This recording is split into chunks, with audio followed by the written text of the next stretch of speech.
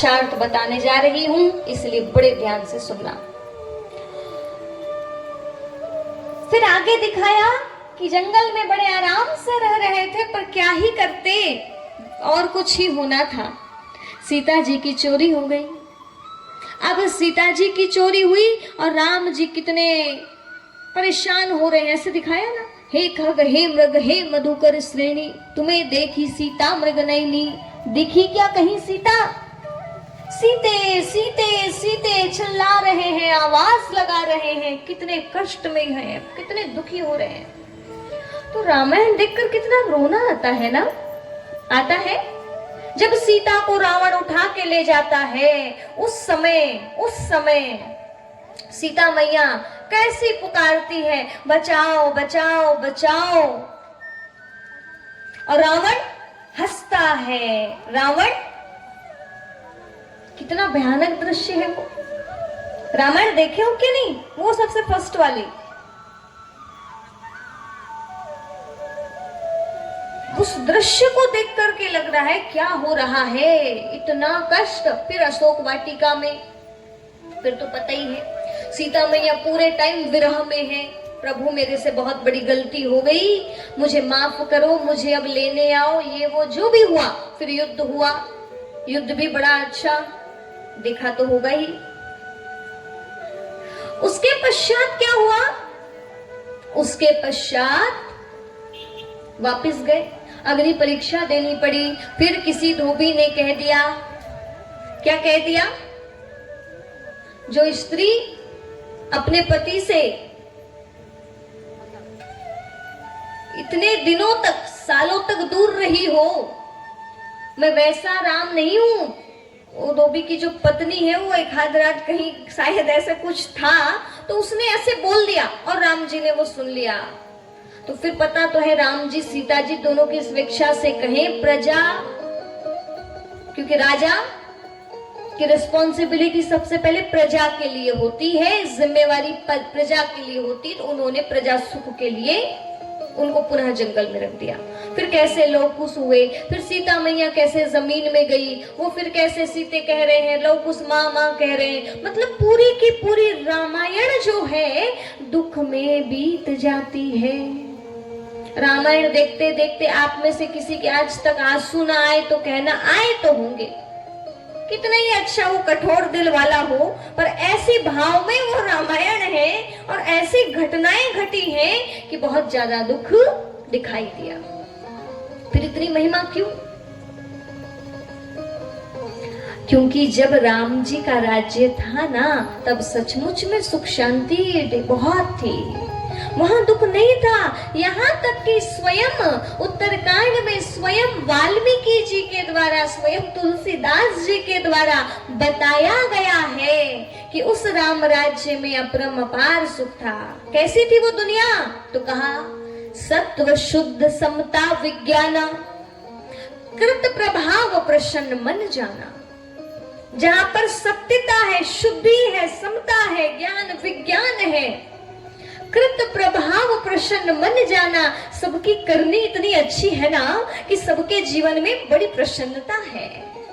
वो है राम राज्य। त्रेता के लिए कहा, सतो गुण बहुत, रजस कछु रति कर्मा, सब विधि सुख त्रेता करी धर्मा। बोले उस दुनिया में सभी प्रकार का सुख है त्रेता काल में। तो फिर इतना सुख वर्णन किया गया, तो फिर ये दुख कैसे आया? ये समझ की बात है। आओ पूछते हैं रामायण जी से ही कि वास्तव में कैसे कैसे सीता चोरी हुई, और कहीं ये दूसरी सीता तो नहीं है, कहीं ये कहानी किसी और दूसरी सीता की तो नहीं है। आओ थोड़ा सा देखते हैं।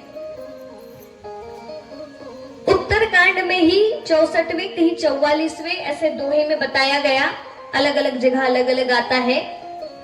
ऐसे अधम मनुज खल, थोड़ा सा ध्यान दीजिएगा इधर। ऐसे अधम मनुज खल, शतयुग त्रेता नाही, द्वापर में कछुक वृंद हो ही, कलयुग बहु माही। क्या कहा है? रावण जैसे अधर्मी पापी सतयुग और त्रेता में नहीं होते हैं। ऐसे अधम मनुज खल सतयुग त्रेता नाही, द्वापर में कछुक वृंद, द्वापर काल में थोड़े आने शुरू होते हैं। और हो ही कलयुग बहुमाही, बोले कलयुग में तो भरपूर इन्हीं की संख्या होती है। तो जब सतयुग और त्रेता में नहीं थे कोई असुर, तो सीता जी कैसे चुराई गई? तो फिर रामायण जी कहती है हमारी असली सीता जी थोड़ी ना चुराई गई। ये कहती है ना, कौन चुराई? कौन सी सीता चुराई गई? आवाज तो आनी चाहिए, आप लोगों को सबको पता है, बोलो। असली सीता नहीं चुराई गई, तो कौन सी सीता चुराई गई? सीता जी की छाया। कहते हैं वो सीता जी नहीं, सीता जी की छाया चुराई गई। अब इस पे भी विचार करने की आवश्यकता है। छाया को क्या चुराया जा सकता है?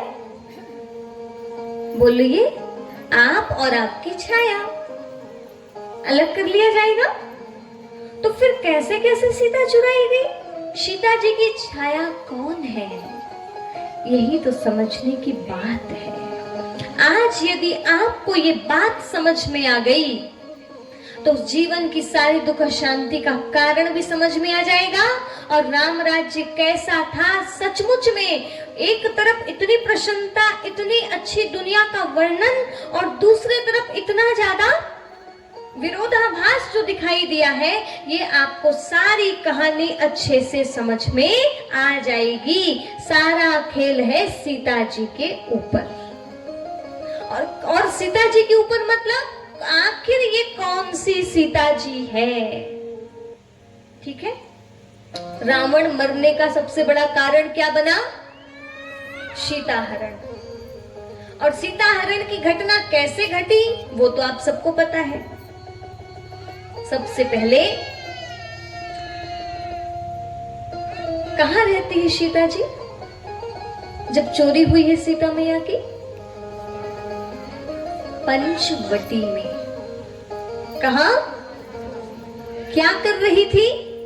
बड़े प्यारे प्यारे पुष्प चुन रही थी। पुष्प चुनते चुनते नजर कहां गई? एक मृग के ऊपर। कौन सा मृग? मायावी मृग, जो मृग मारीच है। वैसे तो वो रावण का कौन है पता है आपको? मामा है। ऐसा लग रहा है जैसे आपने कभी रावण सुनी ही नहीं है। कुछ बोलो तो सही।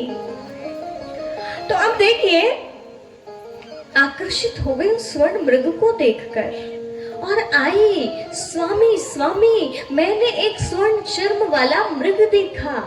अच्छा स्वामी, कुछ भी हो जाए वो मृग लेकर के आओ। जब ना किसी वस्तु को देख करके आकर्षित होते हैं ना, तब से ही शुरुआत हो जाती है जीवन में दुख के आने की। और सबसे ज्यादा आकर्षित कौन होता है ना? सही बात। इधर वाले कहेंगे अरे रहने दो ना, इधर वाले अरे नहीं नहीं लाओ ना, ऐसे होता है। तो देखिए, आकर्षित हो गई है और राम जी को क्या कहती है सीता जी? वो चाहिए। क्या करोगी सीते? हे जानकी, आप उस मृग का क्या करेंगे? तो सीता जी क्या कहती हैं? अपना वनवास पूरा होने वाला है, बस 1 साल ही बचा है। ऐसा ही वर्णन है, 1-2 साल, कहीं 2 बताया, कहीं 1 बताया। इतना कम समय बचा है और अब बस जाना है, तो हम इस सुंदर से वन प्रदेश का उपहार हिरण मृग लेकर के जाएंगे, माताओं को बहुत अच्छा लगेगा। तो जब उन्होंने ये बात कही तो समझाया गया कि देखिए, ऐसा कोई सोने का मृग नहीं होता है। ऐसा कोई सोने का मृग नहीं होता है, ये अवश्य तुम्हारी आंखों का भ्रम है। लेकिन सीता मैया मानने को तैयार, कहती है मैंने इन्हीं आंखों से देखा है, इन आंखों से जिनसे मैं आपको देख रही हूं ना, इन्हीं आंखों से मैंने उनसे भी देखा है। मेरी आंखों का ये धोखा नहीं हो सकता। कन्फर्म वो मृग ही था और वो कोई ऐसा वैसा नहीं है, वो मुझे चाहिए। लक्ष्मण भी कहते हैं भाभी को हो क्या गया है, ये दंडक वन प्रदेश जहां पे असुरों का बोलबाला है, हो सकता है कोई मायावी हो। लेकिन वो माने तो सही। जिद करने लगी सीता जी, तो फिर कहा है श्री राम ने, अब तो जानकी की इच्छा पूरी करनी ही पड़ेगी। अब करने जा रहे हैं जानकी जी की इच्छा पूरी। अब इस कथा, इसका मैं भी अर्थ बताती हूँ। तो कथा तो पता है क्या लेके गए हैं राम जी, धनुष बाण लेके। अब बड़ी सोचने की बात है, जब वो कह रही है कि वो हम ले जाएंगे अयोध्या में, तो जिंदा तो पकड़ पाना इतना आसान। फिर उन्होंने पूछा था जाने के पहले, यदि वो मारा गया तो बोले अपन चर्म के बढ़िया उसमें बैठ के पूजा करेंगे। आप थोड़ा सोचो, क्या सीता मैया ऐसा कार्य करवा सकती है?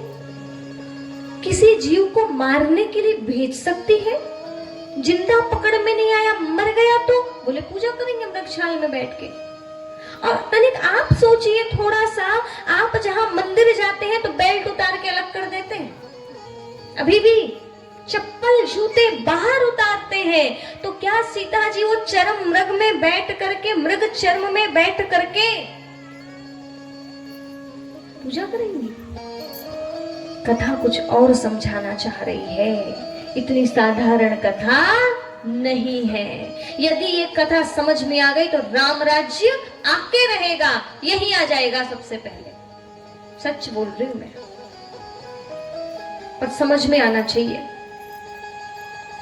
राम जी गए हैं, हिरण भाग रहा है, वो बहुत दूर तक ले जा लिया और ले जाया, और अंततः जैसे तैसे कहा गया धनुष लगा, बाण लगा। ये भी सोचने की बात लगती है कि राम जी वो स्वयं जो मर्यादा पुरुषोत्तम है, जिनका एक कर्म भी, लफ्ज भी मर्यादा के बाहर नहीं निकलती है, क्या वो राम जी किसी निर्दोष प्राणी को बिना किसी प्रकार के, उसे तो कोई उसके साथ, मृग के साथ लेना देना था नहीं, उसे मारने के लिए निकल जाएंगे? और यदि आपको लगता है निकल जाएंगे तो फिर ठीक है, पर विचार कीजिए।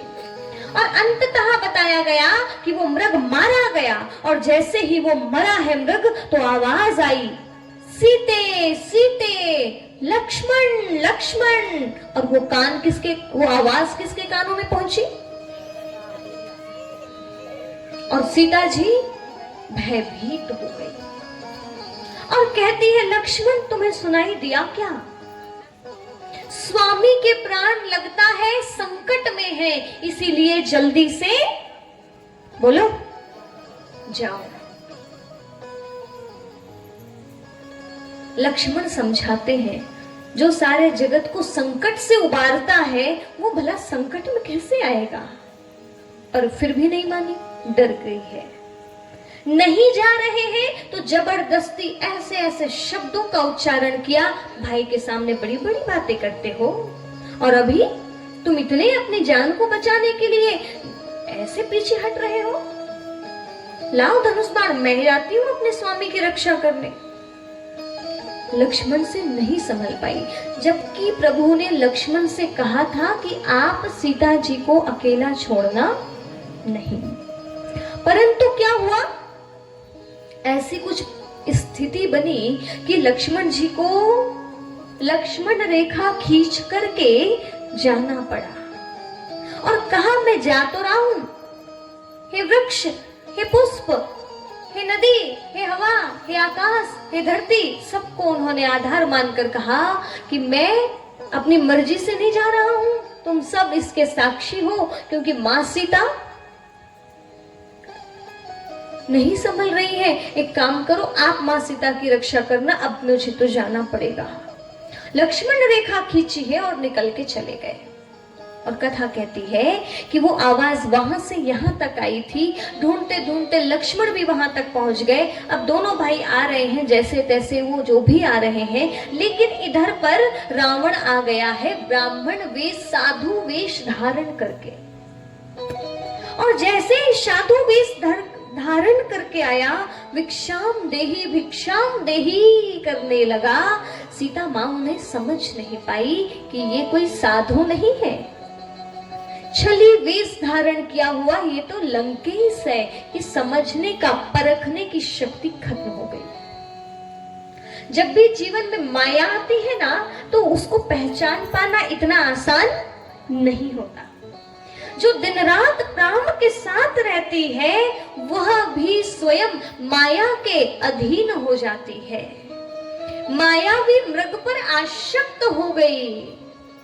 वह सीता जो अंग संग श्री राम के है, लेकिन स्वयं जीवन संगिनी बनकर साथ है, लेकिन क्या कर सकते हैं, राम जी के साथ को समझ नहीं पाई और छोटी सी वो आकर्षण में चीज के लिए राम जी को अपने से अलग कर दिया। राम जी को जैसे ही दूर भेजा है ना, तभी रावण आया है। अन्यथा रावण राम जी के होते हुए, लक्ष्मण के होते हुए वहां रावण आ नहीं सकता था। जहां राम वहां पर रावण नहीं होता, जहां राम वहां कभी काम नहीं होता।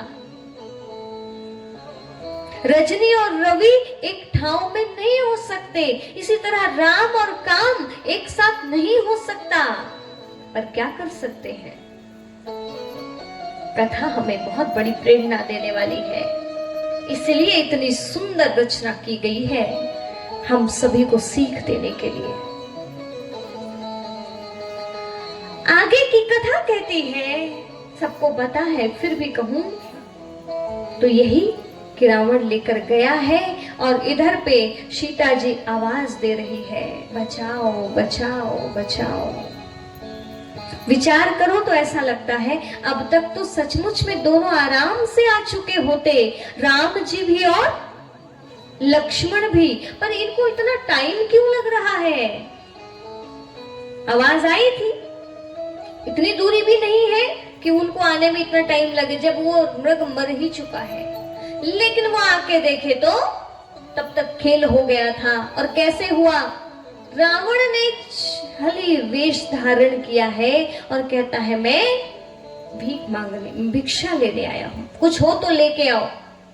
अब लेने गई है तो रावण इधर क्या करता है, सोचता है मैं ही क्यों ना कुटिया के अंदर चले जाऊं, और कोशिश किया जाने की। पर क्या हुआ पता है आपको, एक ऐसा सुरक्षा कवच का निर्माण हुआ था, वो रेखा तो नीचे खींची गई थी लेकिन ऊपर तक उसका प्रभाव था, पूरा ऐसा आभा मंडल बना हुआ था।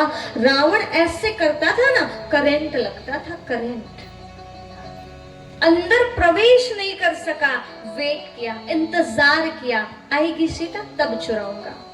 अब क्यों चुराया ये तो बताऊंगी बाद में, परंतु तब चुराऊंगा।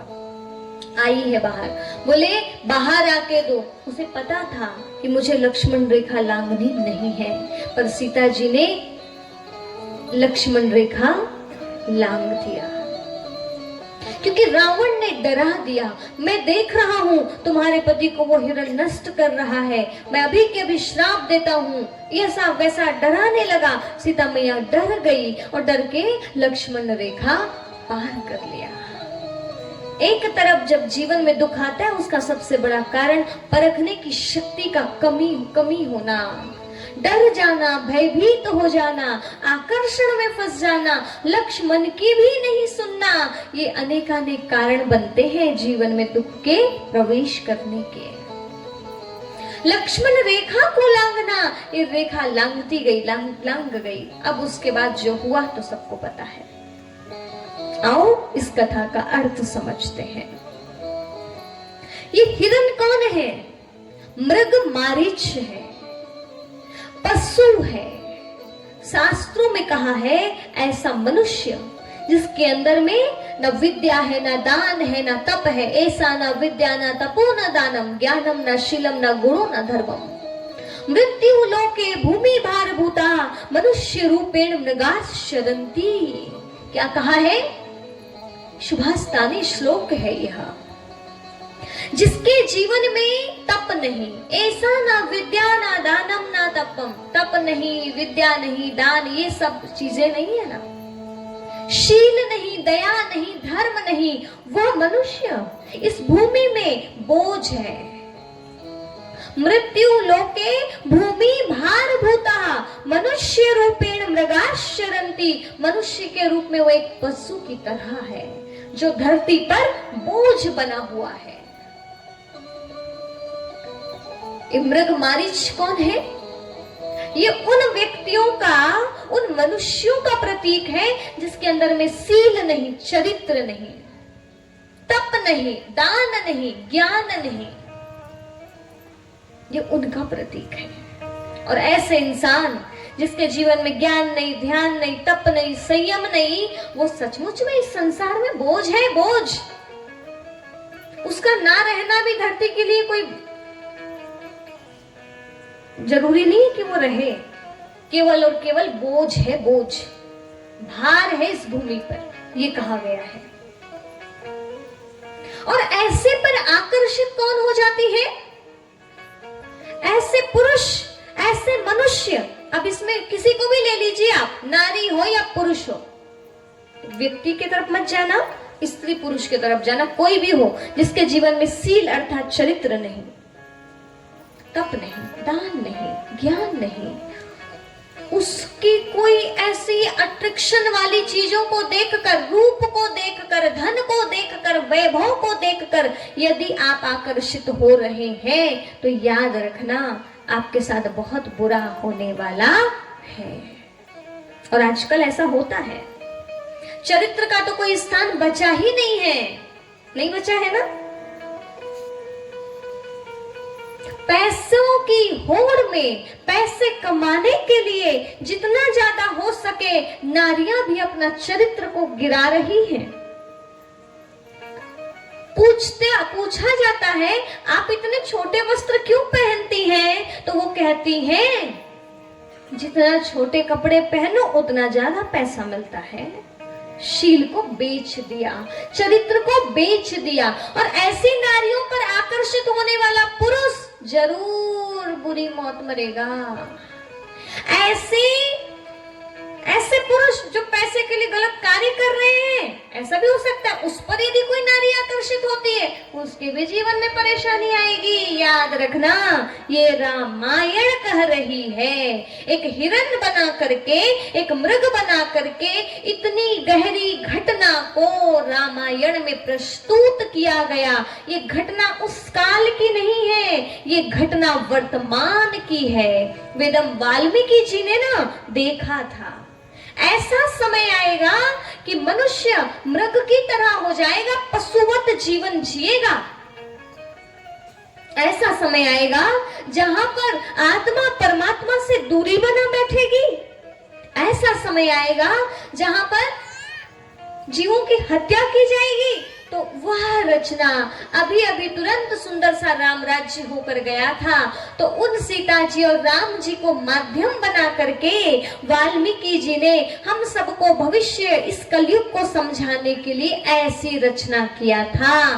पर हुआ ये कि हमने कहानी को पकड़ लिया और सार को भूल गए। ये गड़बड़ी हो गई। अब आगे की बात सुनिए। सीता जी कौन है? वैदेही है। सीता जी कौन है? बोलो। अब मैं सीता जी का अर्थ बताती हूँ आपको। ये कथा साक्षात त्रेता युग वाली पराम्बा भगवती सीता जी की नहीं है, वो तो साक्षात अग्नि रूपा थी। कथा में क्या कहा? वो अग्नि देव के पास सुरक्षित थी, ऐसे बोला। वो सीता जी की कहानी नहीं है, पहले ही बता दिया गया। ये सारी कहानी है सीता की छाया की। तो सीता की छाया कौन? आपको बताएं कौन? सुनना चाहेंगे? सीता जी की छाया कोई दूसरी नहीं। आज भी घर में शादी होकर आती है तो नारी को क्या कहते हैं? लक्ष्मी आ गई। घर में बहू आ गई, क्या कहते हैं? लक्ष्मी आ गई। लक्ष्मी का रूप है, सीता का रूप है, ऐसे बोलते हैं ना। पर आप बताइए, क्या अभी लक्षण लक्ष्मी जैसे बचे हैं? बोलो, नहीं ना। भले थोड़े थोड़े होंगे पर पूरे पूरे तो नहीं है। तो वो सीता जी की तरह अभी हम सीता जी जैसे नहीं है, पर सीता जी की छाया, सीता जी की छाया है। ये कहानी किसी और की नहीं, ये कहानी हम सीता जी की छाया की है। आज हमारी शक्ति सीता जी की तरह नहीं है, पर सीता जी की छाया हम हैं।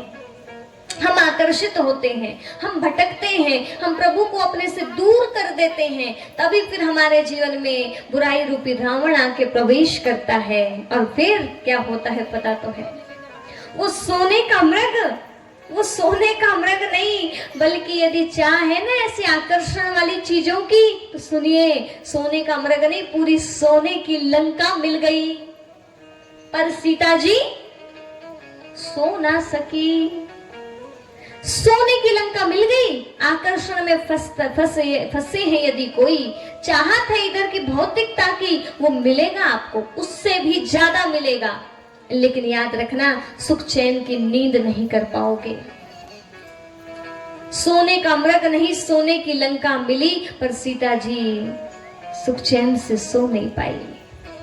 नाम तो था शोक वाटिका, पर एक पल के लिए भी वह शोक से दूर नहीं हो पाई। सीता जी की छाया की ये कहानी है, ये कहानी है हमारी। कथा आगे कहती है, सीता अर्थात वैदेही, जो किसकी है? सीता जी है राजा जनक को मिली हुई। सीता किसकी है? सीता राम की है। किसकी है? हाँ, सीता जी का जन्म कैसे दिखाया? क्या हमारा जन्म होता ऐसे हुआ? बताया गया मिथिला में सूखा पड़ा था, कई वर्षों से पानी नहीं गिर रहा था, भोजन पानी सब खत्म होते चला था।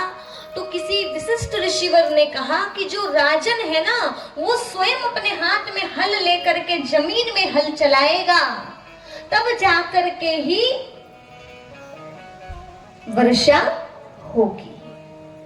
अब समझना इसका अर्थ, ये क्षेत्र है संसार, क्षेत्र अर्थात भूमि। क्षेत्रज्ञ है राजा जनक। जीवन में जब जब दुख अशांति का दुख अशांति का बोलबाला बढ़ जाता है, सुख और शांति का सूखा पड़ जाता है, तब महान आत्माएं यही संकेत करती हैं कि अब आपको ज्ञान का हल चलाना पड़ेगा। स्थूल हल नहीं, कौन सा हल चलाया? ज्ञान का हल चलाया। और जब ज्ञान का हल चलता है ना, मतलब जीवन में सुख शांति कम हो गई, तो ज्ञान की शरण में आओ। ज्ञान की शरण में आकर ज्ञान का विचार सागर मंथन करो, ज्ञान का हल चलाओगे, तब जाकर के किसकी प्राप्ति होगी?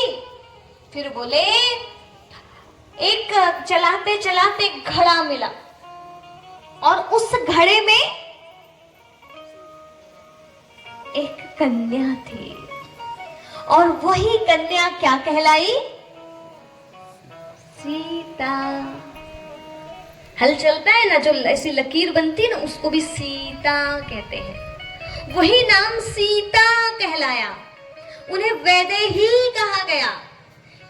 किसे मिली है? जो वैदेह राज है। ज्ञान का हल चलेगा इस क्षेत्र में। श्रीमद् भगवद गीता के 13वें अध्याय के प्रथम श्लोक में कहा गया, इदं शरीरम कौन्तेय क्षेत्र मित्र अभिधीयते एतद्यो वेत्ति तं प्रायुः क्षेत्रज्ञ इति तत्विदः।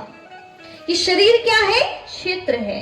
और जब हमारा ज्ञान का हल ना ऐसे चलना शुरू होता है, तो यहाँ पे एक मटका मिलता है। उस भूमि में क्या मिला? बोलो, एक घड़ा मिला ना। हाँ, ऐसे एक घड़ा मिला, और जब घड़ा मिला तो घड़े के अंदर कौन? ये घड़ा है, इसके अंदर कौन बैठी है? आत्मा रूपी सीता। किसको मिली है? ज्ञानी वैदेह राज को, जिसने इतनी ज्ञान की गहराई में पहुंचा, उन्होंने देह के भान को तज दिया। देह का भान जिसका तज गया, उसे मिलती है आत्मा रूपी सीता। और ये सीता किसकी है? स्वयं श्री राम की है। फिर ऐसा जीवन जिया है राजा जनक जैसे ज्ञानी दूर दूर तक कोई नहीं था। उनके बिना कहे स्वयं गुरु की आज्ञा से चलते चलते श्री राम और श्री लक्ष्मण राजा जनक के भी घर में आ जाते हैं, जो अपने आप को साक्षात सीता जी तक पहुंचा दे। मतलब स्वयं सीता की खोज कर ले, सीता रूपी पुत्री अर्थात आत्मा को पाले, जिसने आत्मज्ञान तक अपने आप को पहुंचा लिया, स्वतः ही परमात्मा वहां पे आ जाते हैं। तो पहले राजा जनक ने क्या किया है? ज्ञान का हल चलाया है, आत्मा रूपी सीता को पाया है, और जिसके पास आत्मा रूपी सीता का ज्ञान है, अनुभव है, उसके पास परमात्मा राम स्वयं आता है। एक कहानी है परमात्मा राम की, और ये कहानी है, हमने साकार में उस कहानी को पढ़ा और देखा है, पर ये कहानी आत्मा और परमात्मा की है। त्रेता काल में तो राम राज्य था, जहां पर सभी प्रकार का सुख था। मैं बार बार वही लाइन दोहराना चाहूंगी ताकि आपके अंदर अच्छे से फिक्स हो जाए। आज तक ना ऐसी कथा सुनाए, ऐसे हुआ, ऐसे हुआ, ऐसे हुआ, सुन सुन के वो कथा ऐसे छप गई है कि हम सार को भूल गए हैं, अर्थ को भूल गए हैं। एक बार ऐसे ही हुआ, एक ब्राह्मण थे, कहीं पर गए पूजा करने के लिए, तो उनको जो है ना दान दिया जाता है ना, तो किसी ने बहुत सुंदर गाय की बछड़ी सी थी, बड़ी साइज की, वो दान में दे दिया। अब ये रास्ते से चले हैं दान की बछिया लेकर। हुआ ये कि रास्ते में एक दो व्यक्ति मिले, उन्होंने कहा ये गधा लेके कहाँ जा रहे हो आप? एक गधे का बच्चा तुम्हें कहाँ मिला है? ब्राह्मण ने कहा तुम्हें गधा का बच्चा दिख रहा है? भाई ये गौ माता है, ये गाय की बछिया है। फिर आगे गए, अगले और दो चार लोग मिले, उन्होंने फिर से कहा ओ हो ब्राह्मण जी, ये गधे का बच्चा लेके कहाँ जा रहे हो आप? उन्होंने कहा गधे का बच्चा? ये गधा का बच्चा नहीं है, ये क्या है? गाय है, बछिया है। फिर आगे बढ़े, और उस लाइन में ऐसे ही ऐसे लोग थे। उन्होंने फिर आगे और एक दो को मिल पाया, उन्होंने फिर कहा ओहो आप ये गधा लेके कहां घूम रहे हो? जिसकी आंख में दिख रहा है कि ये क्या है?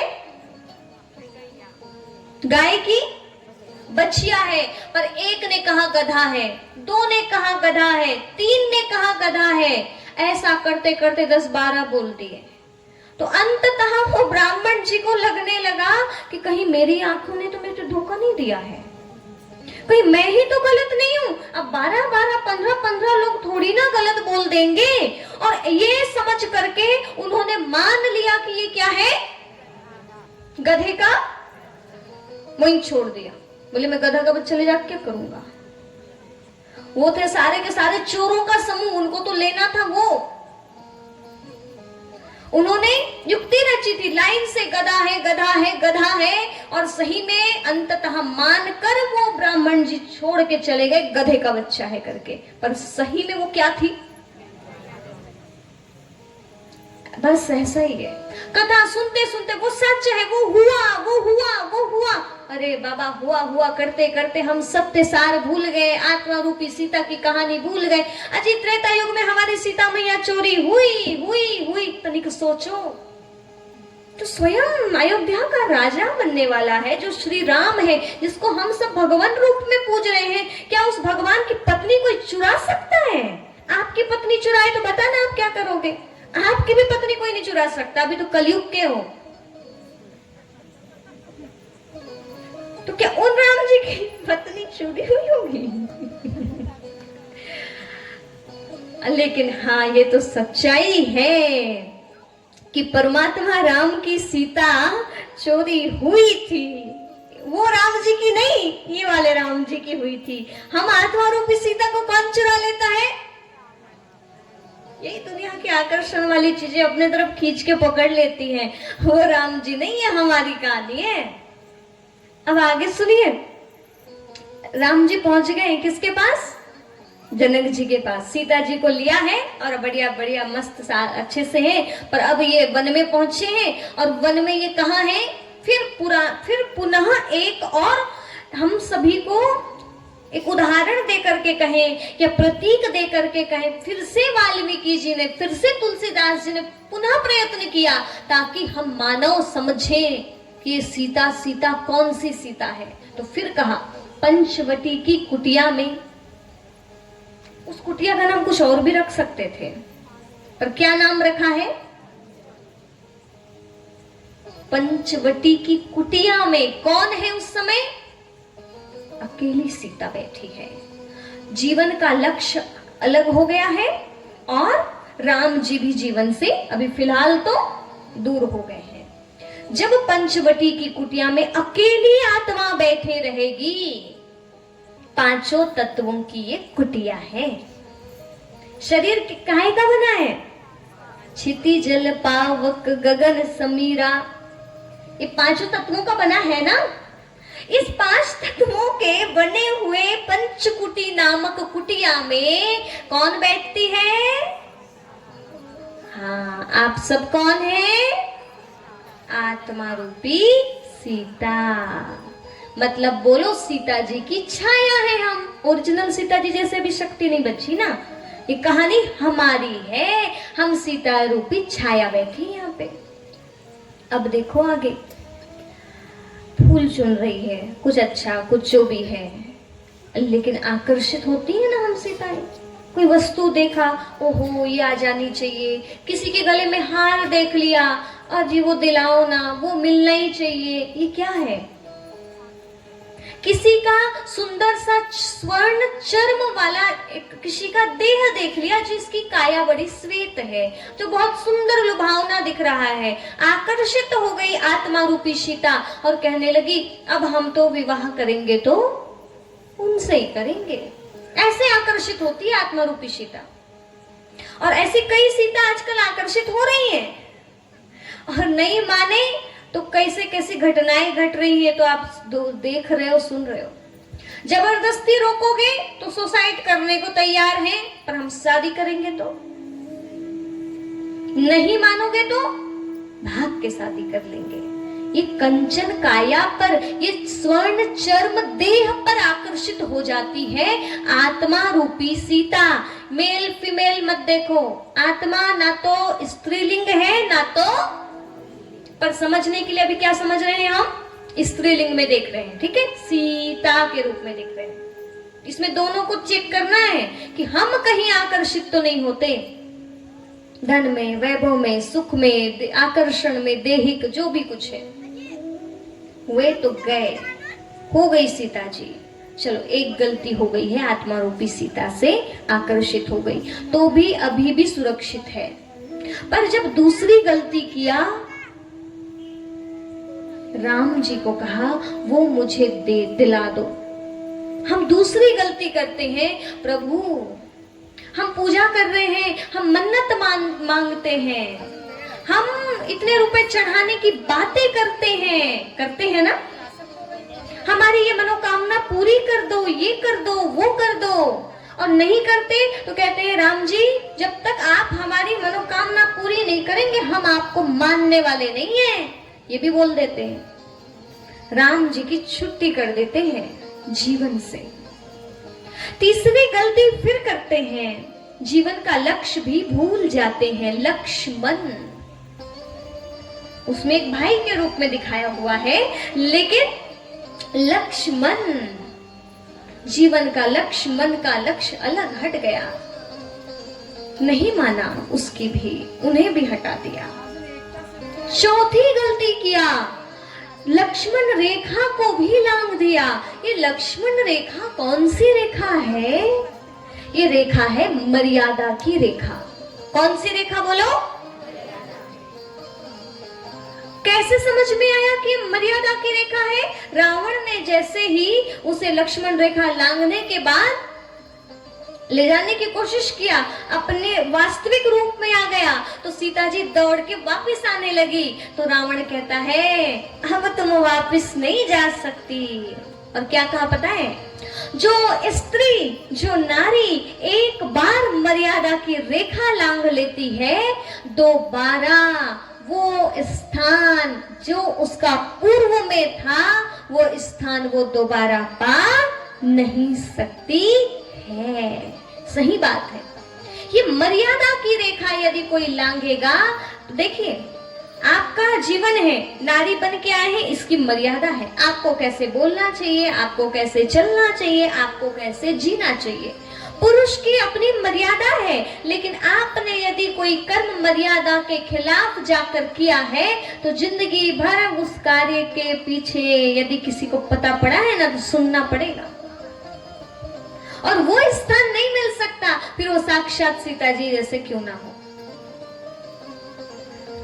राम जी के दिल में जगह तो पा लिया, परंतु क्या संसार ने और समाज ने स्वीकारा? बोलो। जो स्त्री एक बार मर्यादा के बाहर कदम रख ले, उसकी वो इज्जत जो शुरू में थी वो नहीं मिल सकती। एक बार दाग लग जाता है ना, तो लग ही जाता है, वो छूटता नहीं है। शादी नहीं हुई, मान लो आप कुमारी अवस्था में कोई गड़बड़ी कर लिए और शादी हो गई और उधर वालों को पता पड़ेगा, जिंदगी भर आपको ताने सुनने पड़ेंगे, पता है तुम कैसी थी, है ना? सही बात। मर्यादा की रेखा के यदि बाहर गए हो, तो वो स्थान आपको नहीं मिल सकता जो आपका शुरू में था। रामायण कह रही है मर्यादा की रेखा को कभी कभी लांघना नहीं चाहिए। लांघोगे नहीं? पक्का? ठीक है। तो सीता जी मतलब हम, सीता जी की छाया। अब हमें इस कहानी से ये शिक्षा लेते हुए अच्छी तरह से याद रखना है, कुछ भी हो जाए राम हमसे दूर जाना नहीं चाहिए, नहीं तो फिर पूरे समय सीता मैया अशोक वाटिका के नीचे पश्चाताप करती रही, हे प्रभु, हे राम, आओ ना, कब तक मैं दुख सहूंगी, कहाँ गए, क्या आप मेरी पुकार नहीं सुनते हैं? बहुत पश्चाताप किया है। फिर श्री राम आए हैं, फिर परमात्मा राम आते हैं। जब हमारे जीवन में दुख अशांति बढ़ती है तो हमको कौन याद आता है? बोलो, भगवान याद आता है ना। सुख शांति रहती है तब नहीं, जब गलती हो जाती है, जब दुख और कष्ट बढ़ जाते हैं, तब कौन याद आता है? भगवान याद आता है। चर्म देह पर आकर्षित हो गई, उसके बाद में शादी कर लिया, उसके बाद में जब दुख कोई पहाड़ टूटने शुरू हो गए ना, तो फिर याद आता है भगवान, मैंने क्या गलती कर लिया। और कई का तो जीवन इतना खतरनाक बीतता है कि बात नहीं पूछो। इसीलिए थोड़ा ध्यान रखो कि ऐसा कोई कर्म ना हो हमसे जो आपके लिए अभिशाप बन जाए, जिससे आपका स्थान समाज में गिर जाए, आपकी वजह से आपके माँ बाप का सिर नीचा हो जाए। ऐसा कोई कर्म हमसे नहीं होना चाहिए। क्या इतना आप अपने आप में विश्वास रखते हो? नहीं रखते तो हर दिन का सिस्टम बनाओ। देखो गलतियां हो सकती हैं, लेकिन यदि कोई जीवन में ज्ञान ध्यान कर रहा हो, ईश्वर से जुड़ा हो, परमात्मा राम को दिल में बिठा कर बैठा हुआ हो, उसकी रक्षा स्वयं कौन करेगा? परमात्मा करेगा। अब वो सीता दुख में है, लेकिन अब राम को पुकारती है, तो याद रखना फिर उस रावण के राज्य में रह कर के भी सीता जी को रावण स्पर्श नहीं कर पाया, क्योंकि अब सीता जी के पास आत्मबल जागृत हो गया है, परमात्मा की याद का बल है, प्रभु राम की शक्ति का बल है। कौन से राम? परमात्मा राम की शक्ति का बल। रावण आता है चंद्रहास तलवार लेकर के, अभी के अभी हाँ करो, कब तक मैं तुम्हारा इंतजार करूंगा। सीता जी कहती है रावण, ऐसे अब देखती भी नहीं इस रावण की तरफ, ऐसे पल्लू को ऐसे करती है और कहती है रावण, एक कदम भी आगे बढ़ाया ना तो जल के भस्म हो जाएगा, राख हो जाएगा, खाक हो जाएगा। रावण अब सोचो आप थोड़ा सा, निशस्त्र निहत्ती सीता से, जिसके हाथ में ना धनुष है ना बाण है ना तो कोई सुरक्षा कवच है, अब रावण इतना भयभीत कैसे हो गया? है ना समझने की बात? क्योंकि अब सीता जी के पास कौन सा बल आ गया? अब परमात्मा याद का बल आ गया।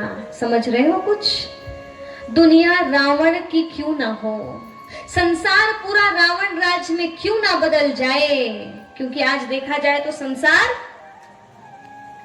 रावण का राज्य ही है।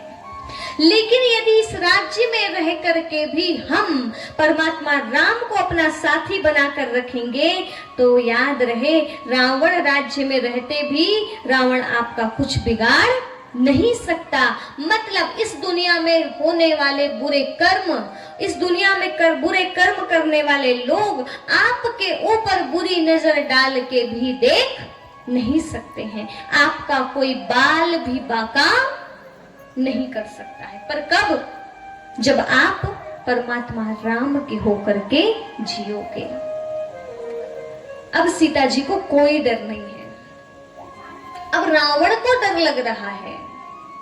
धीरे धीरे बुराई डरेगी। कब? जब आपका बल बढ़ेगा, तब जब योग बल बढ़ेगा, जब आपका आत्मशक्ति बल बढ़ेगा। आज के समय में हम सबको अंदर से सशक्त होने की आवश्यकता है। बाहर से कितने भी शक्तिशाली हो जाओ, लेकिन जरूरत क्या की है? आत्मिक रूप से शक्तिशाली होने की।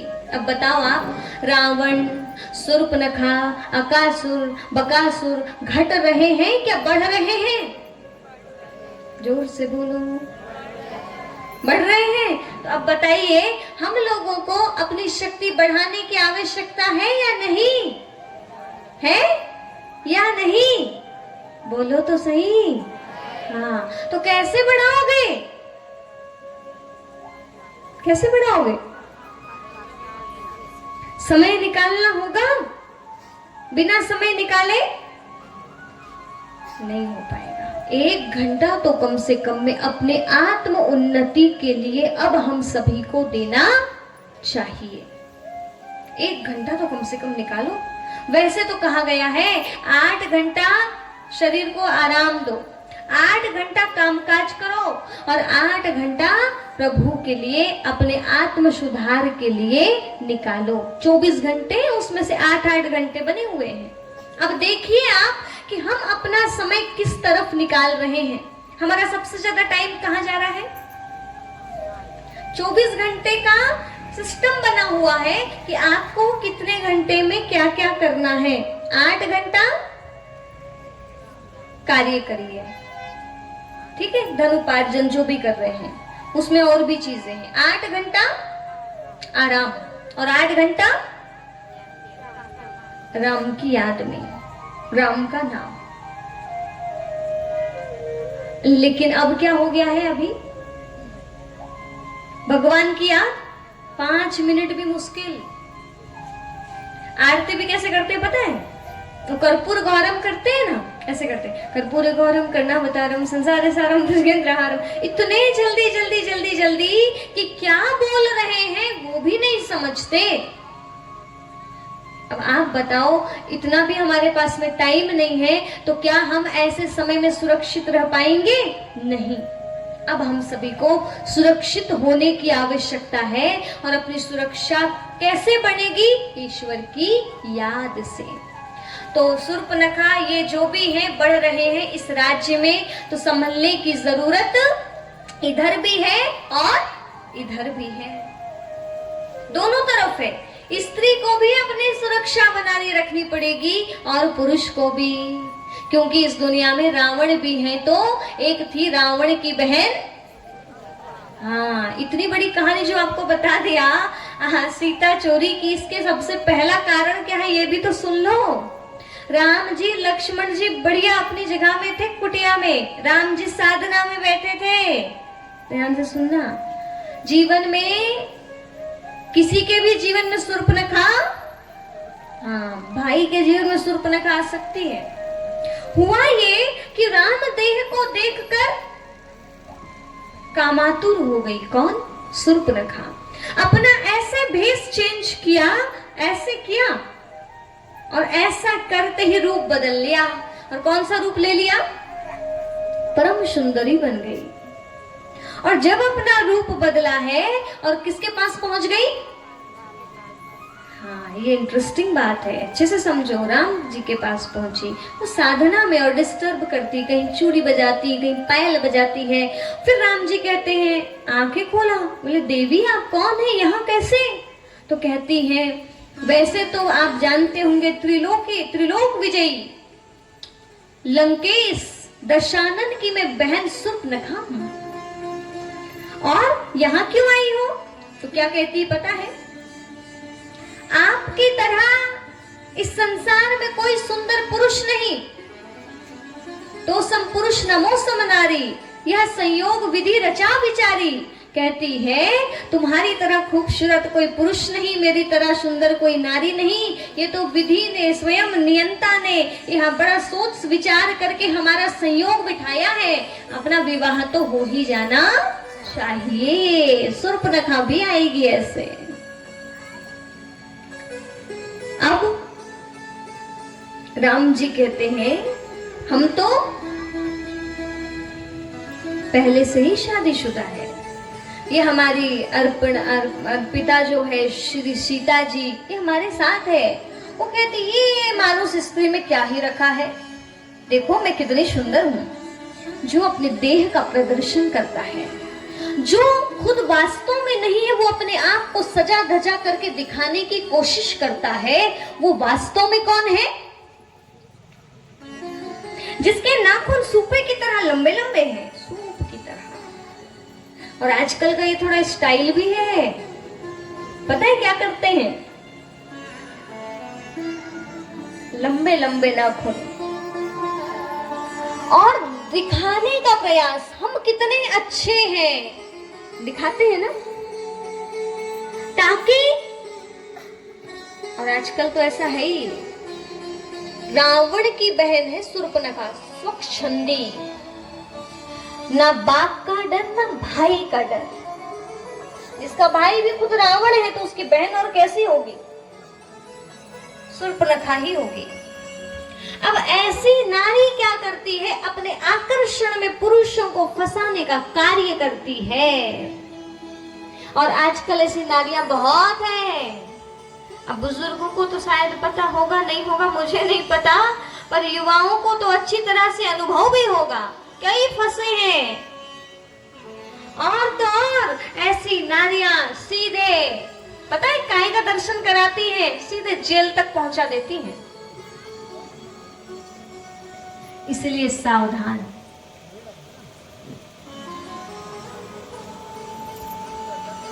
राम रूप को देखकर चकाचौंध हो गए उसके नैन और फैलाने लगी निज माया, इच्छाकृत रूप बनाया। और कहती है, आप हमारे साथ विवाह कीजिए। स्वयं विवाह का प्रस्ताव लेकर यदि कोई नारी आए तो समझ लेना कि ये कौन है। बोलो थोड़ा। नहीं तो विवाह की जिम्मेवारी किसकी होती थी?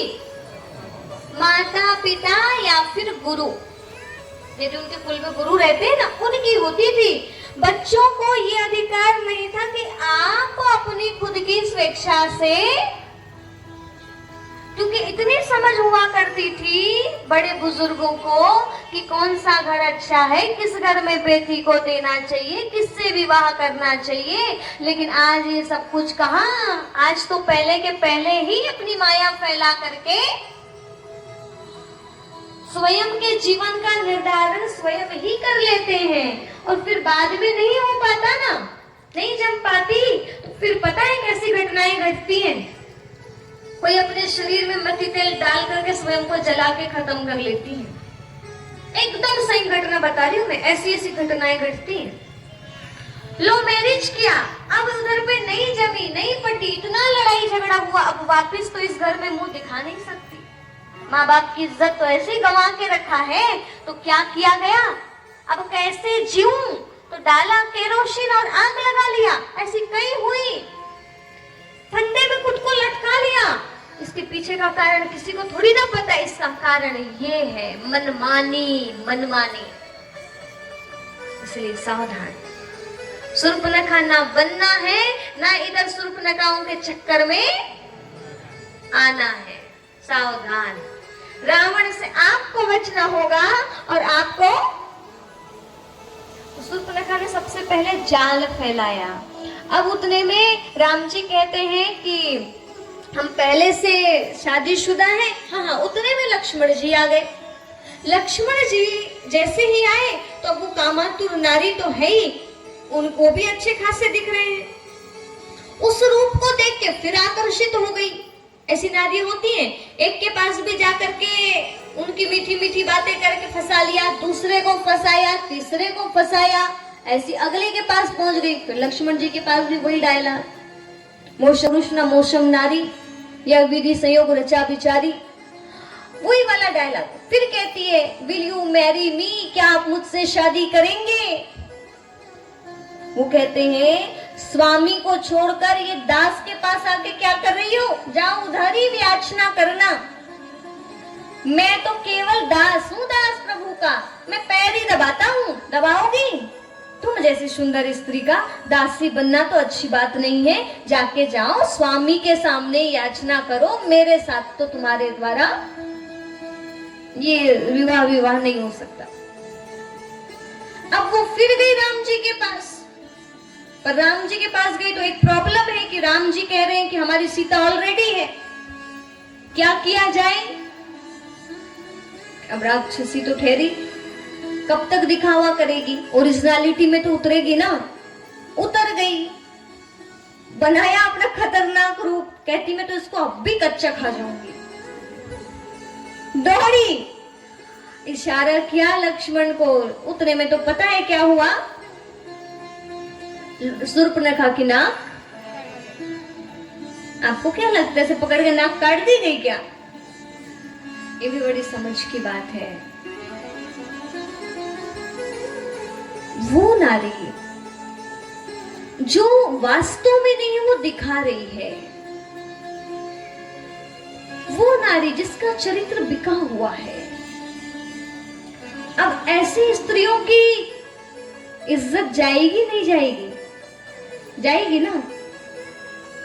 ऐसी स्त्रियों की सही समय पर बीच सभा में कहीं ना कहीं इंसल्ट तो होगी, होगी नहीं होगी, होगी। ये इंसल्ट होना ही नाक कटना है, इज्जत चली गई। अब देखने वाले आते हैं, इतना सचते हैं, 2-2 घंटे बैठ के पार्लर में रूप को बदलवा लेते हैं।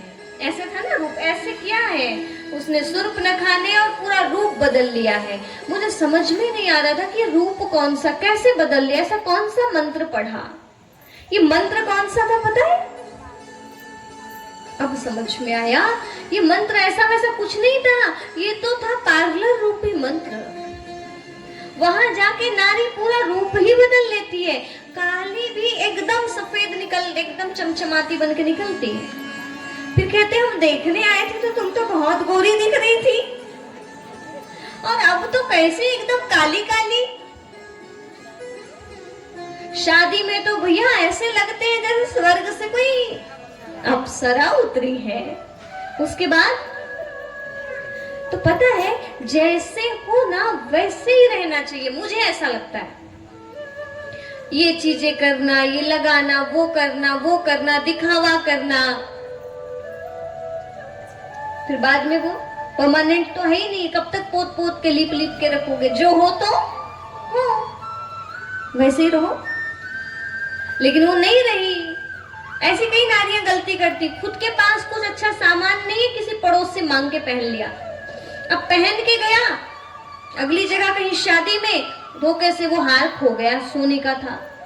अब हार खोया तो अब परेशान हो रही है, दुखी हो रही है, रो रही है, फिर तो बताना ही पड़ेगा ना कि वो मेरा नहीं था, किसी और का था। तो क्या मतलब, जितना नहीं है आपके पास उतना दिखा लेने से आप कोई बहुत बड़े पूजनीय तो बन नहीं जाएंगे, है या नहीं बात सही?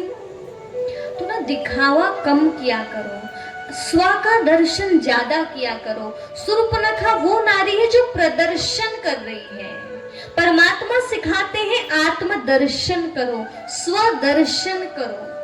जो स्व दर्शन करेगा वो देवी बन जाएगा, वो पूजनीय बन जाएगा, और जो प्रदर्शन करेगा उसकी जरूर नाक, उसकी जरूर इज्जत। तो प्रदर्शन करोगे क्या स्वदर्शन? आपके हाथ में करना क्या है, स्व का दर्शन हो या प्रदर्शन हो, आप देख लीजिए। ये इधर तो इतनी, अब वो भी ना इतनी खतरनाक है, जो था वो नहीं बताया रावण के पास जाके। पहले तो पहुंच गई इधर, मारे गए, रावण के पास पहुंची, दुआई दुआई करके उन्होंने पूछा बहन तुम्हारी हालत ऐसी किसने किया? वहां जाके असत्य कहा, और क्या कहा सुन रहे हैं? वहां पे एक बहुत सुंदर स्त्री थी, और मैं उस स्त्री को भ्राताश्री आपके लिए लाने गई थी। ये नहीं बताया कि मैं उन पुरुषों को देख के आकर्षित हो गई थी, जबकि ऑलरेडी शूर्पणखा शादीशुदा थी। समझ रहे? और आजकल ऐसी स्त्रियां इस कलयुग के दौर में बोलना अच्छा नहीं लगता है, परंतु ऐसी ऐसी चीजें इस संसार में दिखाई देती हैं जहां पर एक पतिव्रत धर्म, एक पत्नीव्रत धर्म की बात कही जाती है, लेकिन उसी आज भारत में, उसी सनातन में पलने वाली नारियों का जीवन बहुत ज्यादा दोहरा हो गया है। शादीशुदा नारियां भी अपनी पुरानी जिंदगी में ही फंसी पड़ी हैं, मतलब इधर से कनेक्शन, उधर से कनेक्शन, ऐसी ऐसी घटनाएं और ऐसी ऐसी बातें हैं कि मैं यहां से बोलना अनुचित समझती हूँ, पर हो रहा है। शूर्पणखा एक ऐसी नारी है जिसका पति है, आपको पता है ये वो देश है जहां पर यदि पति शरीर छोड़ भी दे तो नारी क्या करती थी? अपने बच्चों को पाल लिया करती थी अपने बलबूते। और आज तक ऐसी कई नारियां आपके यहाँ भी उदाहरण मूर्त हैं, लेकिन अपने सील पे आंच आने नहीं देती थी, चरित्र को बिकने नहीं देती थी। लेकिन समय बदल रहा है, पति है फिर भी नजरे दृष्टि औरों की तरफ है, कनेक्शन औरों की तरफ है। ये शूर्पणखाएं हैं और इसकी गति बड़ी बुरी बताई गई है। शिव पुराण में तो एकदम वर्णन है सीधा सीधा, पहले ही आप पुस्तक खोलेंगे ना शिव पुराण को, ग्रंथ को, तुरंत आपको एक उदाहरण और एक कहानी मिल जाएगी। और वो कथा कहीं और की नहीं, वो कथा भी इसी कलयुग की है।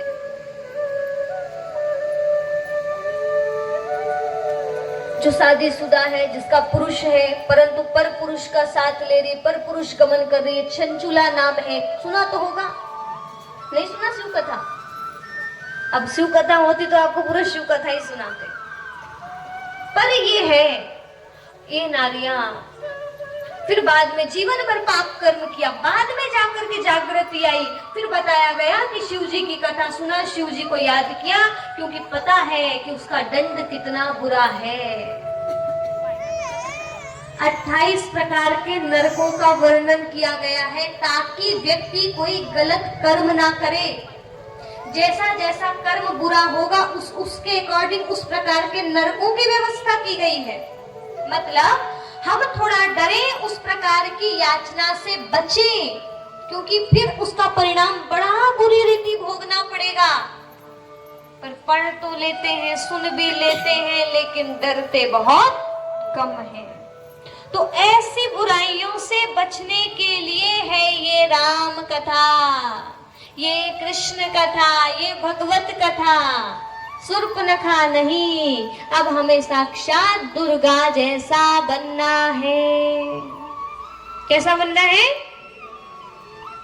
सीता जी की छाया नहीं बनना, साक्षात मां सीता बनना है, अग्नि रूपा, जिसके समक्ष कोई बुराई आ ही नहीं सकती है। सीता जी की छाया नहीं बनना जो आकर्षित हो जाओ और फिर अशोक वाटिका में बैठकर रो। जीवन में दूर से बहुत सुख शांति दिखती है, लेकिन बहुत ज्यादा दुख होता है जब हम ऐसे आकर्षण में फंसते हैं। और एक बात सीता जी के जीवन की दुख की पता है, वो साधु की बात में आ गई। और ऐसी कई नारियां साधु वेश धारण देखा तुरंत पैरों में गिरते हैं, तुरंत पांव दबाने वाला कार्य शुरू कर देते हैं, जय हो महात्मा जी जय हो। लेकिन आपको पता हो कि ऐसी घटनाएं कितनी घटी, साधु रूप में कई आके लूट के ले जा लिए। किसी ने कहा अभी आपके जीवन में ना ये चल रहा है, पहला एक छोटा सा डायलॉग रहता है, आपकी बातें कोई नहीं सुनता। हाँ सही बात है, आपके घर में आपकी नहीं चलती, बहू बेटे आपको बहुत तंग करते हैं, बूढ़ी माता बोलती हाँ हाँ महात्मा जी एकदम पक्के वाले हैं। एकदम सही बात है, हमारे बहू बेटा के साथ तो हमारी अच्छी चलती नहीं है, आगे चल के तो देखना तुमको घर से ही बाहर कर देंगे। अच्छा महात्मा जी क्या किया जाए? एक काम करो, इतना तोला सोना दान करो, चढ़ा दो, इससे क्या होगा हम पूजन कर देंगे, आपके घर की शुद्धि कर देंगे, फिर जो भी चल रहा है गड़बड़ वो सब कुछ ठीक हो जाएगा। माता जी डर गई, दे दिया, एक नहीं दो दो तोला, तीन तीन तोला सोना। और महात्मा जी वो जो बन के आए थे ना, वो तो लिए और निकल गए। वो तो उनका फंसाने का तरीका था, ऐसा तो कुछ था ही नहीं। तो याद रखो, यदि आपके कर्म अच्छे हैं, आप प्रभु के साथ हो, तो आपको ना इधर उधर की चीजों से डरने की जरूरत नहीं है। आपकी रक्षा करने के लिए स्वयं वो आएंगे, इधर वाले नहीं भी करेंगे तो टेंशन लेने की जरूरत बिल्कुल नहीं है। लेकिन इतना संबंध, इतना जुड़ाव हमारा उस ईश से होना चाहिए, ऐसे अच्छे कर्म हमारे होने चाहिए, तब वो खुद आकर के बेटा बन के आपकी पूरी सेवा करके चला जाएगा। याद रखना, किसी ना किसी को निमित्त बना देगा, कोई ना कोई आपकी रक्षा के लिए आ जाएगा। और यदि आपने ईश्वर को अपना नहीं बनाया है तो याद रखना, द्रौपदी के 5 थे, एक पति नहीं, कितने थे? वो भी एक कथा है वैसे तो, पर समझने के लिए अभी इतना ही ले रही हूँ, अभी इसका डिटेल नहीं समझा रही। यदि किसी के 5 पति भी हो ना, और यदि उनसे उस समय संबंध टूटा हुआ है ना, तो कोई रक्षा करने वाला नहीं है। ऐसे समय पर आपकी रक्षा कौन करेगा? आपके अपने कर्मों के द्वारा ही आपकी रक्षा होगी। द्रौपदी के जीवन में दुख का कारण क्या? उसके कर्म। मां सीता की छाया के जीवन में दुख का कारण क्या? उन्होंने कर्म। हमारे जीवन में दुख का कारण क्या? बोलो, हमारे कर्म। तो कर्म ठीक करो, व्यवहार ठीक करो, संस्कार ठीक करो, आचार विचार ठीक करो। बाहर की कितनी भी शांति की पूजा करा ली जाए, लेकिन जब तक इधर शांति नहीं है, जब तक कर्म ठीक नहीं है, आपके घर में शांति बिल्कुल नहीं आ सकती। बाह्य चीजों से थोड़ी ना परिवर्तन आता है। क्यों महात्मा जी को बुलाया जाता था, क्यों उनसे पूजा पाठ करवाया जाता था, क्यों कथा सुनी जाती थी? उसके पीछे कारण है। महात्मा जी जिसका जीवन ज्ञान योग से भरा हुआ है, सच्चे महात्मा की बात कर रही हूँ, वो जब रहेंगे तो घर का वातावरण आध्यात्मिक हो जाएगा। उनके गुणों को देखकर हम सीखेंगे, इसलिए ऐसा व्यवस्था थी। पर आजकल सब तरफ डुप्लीकेट चलने लगा, हर चीज आर्टिफिशियल आने लगी ना। नोट आर्टिफिशियल, चावल भी आर्टिफिशियल, फलों में भी सब कुछ मिलावट। तो ऐसे अब सच्चे महात्मा भी। तो सीता जी वो नहीं समझ पाई कि ये ओरिजिनल वाला नहीं, ये डुप्लीकेट वाला है, और फंस गई। तो याद रखिए, आपके सामने कोई ऐसा आए और बोले कि हम श्राप दे देंगे, ये कर देंगे, वो कर देंगे, तो आपको डरने की जरूरत नहीं है, क्योंकि आपके कर्म अच्छे तो किस्मत दासी है। किसी की बुरी नजर आपको प्रभावित नहीं कर सकती, क्योंकि यदि आपके ऊपर ईश्वर की छत्र छाया है तो आपके जीवन में खुशियां अपने आप आएंगी, अपने आप आएंगी। परेशान होने की जरूरत नहीं है। तो राम राज्य जहाँ सुख है, शांति है, लेकिन ये दुनिया इस समय की कहानी है जिसमें हम गलतियां करते हैं, हम शूर्पणखा जैसे हो जाते हैं, तो फिर जीवन में हमारे परेशानी आती है। तो क्या किया जाए? अब बुराई से बचा जाए और अच्छाई को जीवन में लाया जाए। तो सतयुग की जब शुरुआत होती है ना, तो आपको बता देना चाहते हैं, कल जिस तरह हमने सुना था कि श्री कृष्ण जी, श्री नारायण जी के ही नाभि कमल से ब्रह्मा निकले हैं, ये सुना था ना। और ब्रह्मा जी जो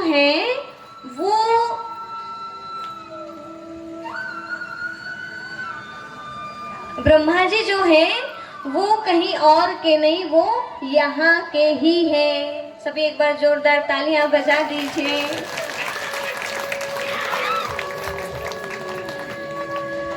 चैतन्य झांकी देख के भी इस राम रूप को कितना अच्छा लगता है ना। यदि ऐसा जीवन हम सबका बन जाए तो और कितना नहीं अच्छा लगेगा ना, है ना? सही बात। अभी थोड़ा सा वक्त है। हाँ, तो आज अपन अपने जीवन को बदलने वाली कहानी सुन रहे हैं रामायण के ही द्वारा।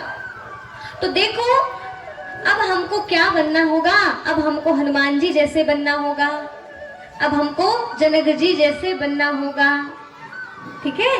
तभी जाकर इस संसार में राम राज्य आएगा। स्वयं को इतना योग्य बनाना होगा कि स्वयं राम जी हमारे पास आए।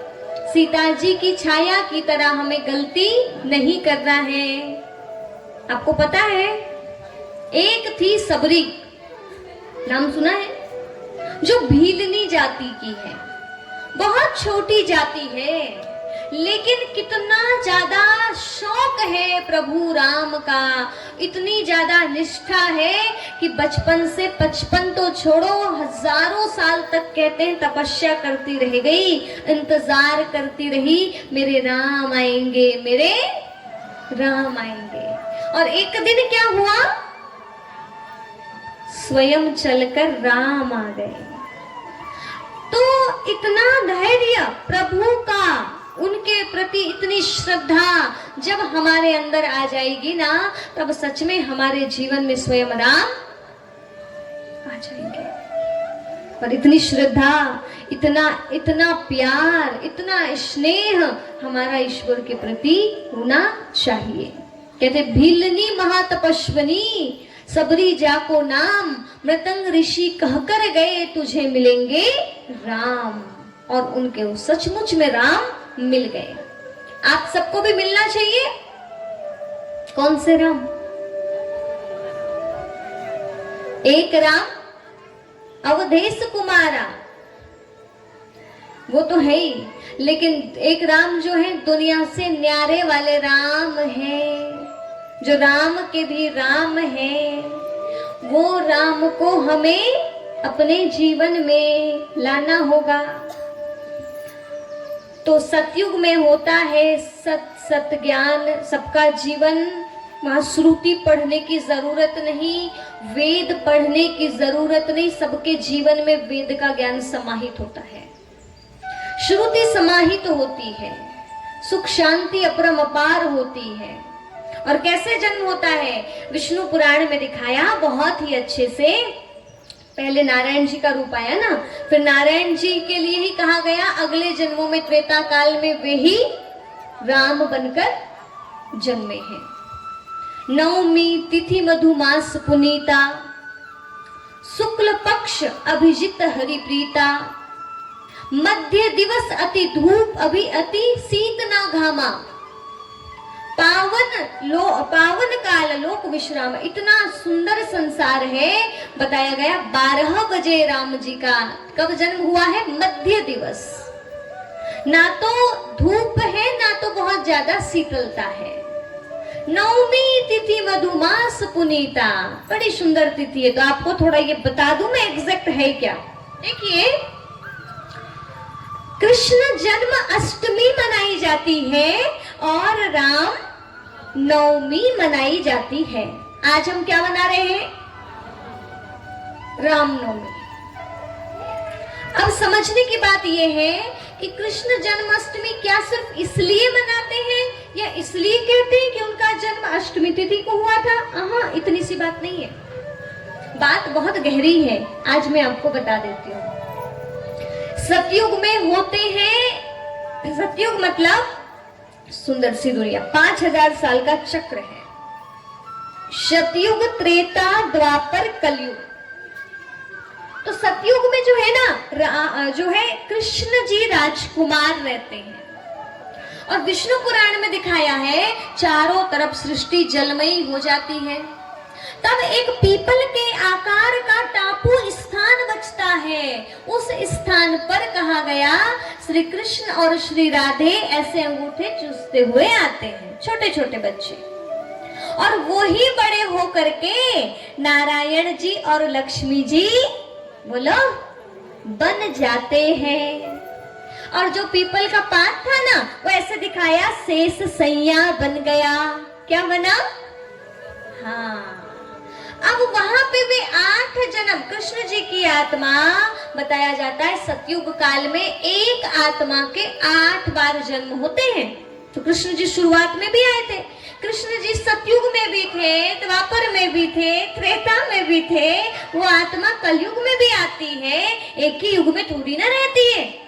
तो लेकिन विष्णु पुराण के अनुसार राधे और कृष्ण ही बड़े होकर के लक्ष्मी और नारायण बनते हैं। इसीलिए वेदम व्यास जी ने आरती बनाया और कहा है कृष्ण जी और नारायण जी अलग अलग दोनों। इसलिए क्या कहा? श्री कृष्ण गोविंद हरे मुरारी, हे नाथ नारायण वासुदेवा।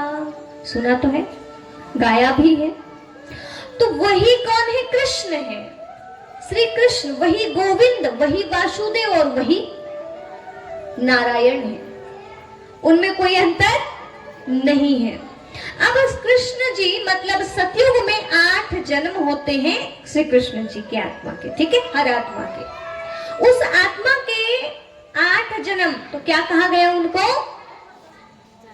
जन्म अष्टमी। सतयुग काल में 8 जन्म। वही आत्मा 9वां जन्म लेती है।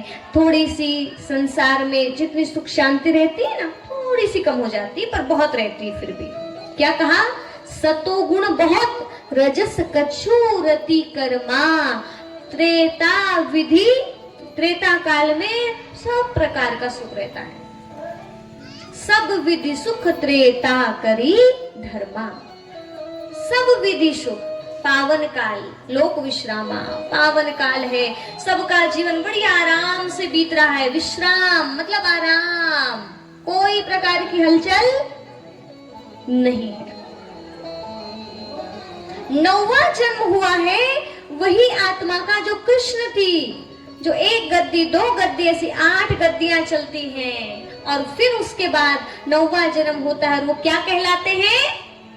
राम कहलाते हैं। और फिर हम सब क्या मनाते हैं? रामनवमी। बोलो रामचंद्र की।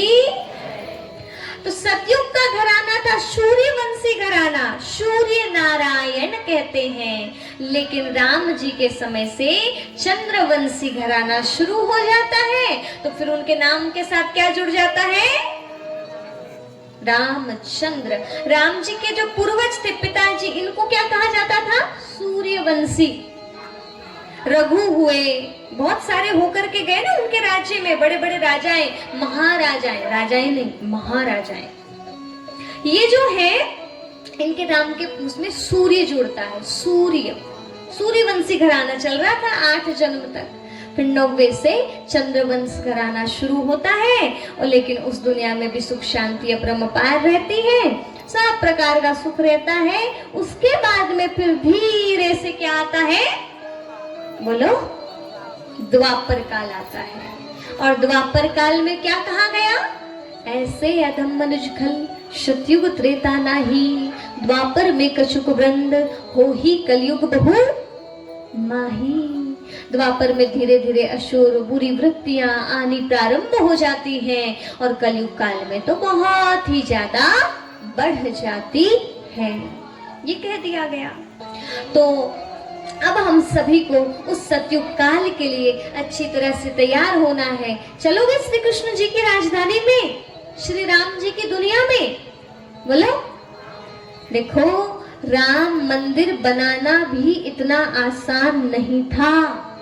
कितने सारे वर्षों से मेहनत की जा रही थी, कर्फ्यू भी लगे थे बहुत पहले, कई लोगों ने अपनी जानें भी गंवाई, अब जाकर के वो राम मंदिर बन पाया। थोड़ा सोचो, जब अयोध्या ही धाम में, उन्हीं के धाम में उनका मंदिर बनवाने में इतनी मेहनत की गई, तो अब इस पूरे संसार को ही अयोध्या धाम बनाना है तो मेहनत तो करनी पड़ेगी। पर कौन सी मेहनत? अंदर से मेहनत करनी होगी। बाहर से बंदूक उठाने की जरूरत नहीं है, तलवार उठाने की जरूरत नहीं है, नारे लगाने की जरूरत नहीं है, जुलूस निकालने की भी जरूरत नहीं है। वैसे तो जरूरत किसकी है? आत्मा पुरुषार्थ करने की मेहनत है। आत्मा के कल्याण के लिए, विकारों से छुटकारा पाने के लिए ज्ञानी ज्ञानी संयमी ब्रह्मचारी ऐसे बनने की जरूरत है। तब आएगा राम राज्य। सुखी है राजा, सुखी है प्रजा, सुखी सारी नगरी है, सारा संसार सुखी है, वो आएगा। तो वो लाना हमें पहले अपने जीवन में होगा। अपने घर को पहले मंदिर जैसे बनाना होगा और स्वयं को राम की तरह, स्वयं को देवी देवताओं की तरह बनाना होगा। तो आइए अब हम अच्छी तरह से अपना आत्मचिंतन करें, आत्मदर्शन करें, शुद्धि करें और अपनी पूरी व्यवस्था कर लें कि नहीं, अब हमें वो दुनिया लेकर के ही आनी है। कल तक हमने देखा था संसार रूपी जो वृक्ष है वो 3 प्रकार से परिवर्तन को प्राप्त कर रहा है। प्राकृतिक आपदाएं, नेचुरल कैलेमिटीज होनी है, अंतरराष्ट्रीय युद्ध होने हैं, उसके साथ साथ और भी बहुत सारी चीजें हैं, ग्रह युद्ध, ये वो। तो अब पूरी तरह से हम लोगों को सभी को तैयार होना है, क्योंकि अब अंत के भी अंत का समय आ गया है। कल मैं आपको आगे की कथा बताऊंगी कि कौन सी गलती हुई हमसे, जो ये देव स्थान, वो देवी देवताएं कैसे कैसे साधारण मनुष्य बन गए और कैसे कैसे दुख शांति बढ़ गई। शास्त्रों में जो बताई गई है, हर धर्म में बताई गई है, वो बात आपके समक्ष कल हम रखने वाले हैं। पर अभी हमें क्या करना है? स्वयं को शक्तिशाली बनाना है, खुद पे अच्छी तरह से ध्यान देना है। देखिए, द्रौपदी जी की रक्षा किसने किया था? बोलो, जोर से बोलो, पीछे से बोलो, आगे से बोलो। श्री कृष्ण जी ने, श्री कृष्ण जी ने नहीं, वो माध्यम थे। द्रौपदी की रक्षा हुई थी द्रौपदी के ही कर्मों के कारण। कैसे पता है? जब इंद्रप्रस्थ में उनको सिंहासन पर बिठाया गया था, उस समय शिशुपाल आया था। जब द्रौपदी जी और युधिष्ठिर जी ऐसे गद्दी पे बैठे थे, उस समय शिशुपाल आया था और वो क्या कर रहा था पता है? कृष्ण जी को गाली के ऊपर गाली दिए जा रहा था। पाखंडी हो, भगोरा हो, माखन चोर हो, ये हो वो हो। अभी थोड़ा सा माखन चोर वगैरह थोड़ा थोड़ा देख लेते हैं, ज्यादा तो नहीं, जितना समय है उतना, ठीक है। तो क्या हुआ था, द्रौपदी जी जैसे उन्होंने 99 गलती माफ किया था, ये आकाशवाणी हुई थी जब शिशुपाल का जन्म हुआ था, उनके ऐसे अंग एक्स्ट्रा थे, जिसकी भी गोद में आएगा यदि वो अंग अलग हो जाएंगे तो समझना वही उसकी मृत्यु का कारण बनेगा। तो श्री कृष्ण जी के गोद में आया और वो एक ट्रंक खत्म हो गए। तो उनके वो रिश्ते में तो थे ही थे। तो उनकी माँ ने कहा, कृष्ण क्या आप मेरे पुत्र के मरने के काल बनोगे? तो कृष्ण जी ने कहा, बात यदि ऐसी ही आकाशवाणी की तो सच ही होगा, लेकिन हाँ मैं वचन देता हूं कि मैं इनकी 100 गलतियां, बोलो, मैं 100 गलती माफ करूंगा। लेकिन वो क्या कर रहा था शिशुपाल? गलती के ऊपर गलती, गलती के ऊपर गलती, वो गिने जा रहे थे और ऐसे करते करते 100 हो गई। तो फिर दिखाया, ऐसे चक्र उठाया है और शिशुपाल को के ऊपर चला दिया।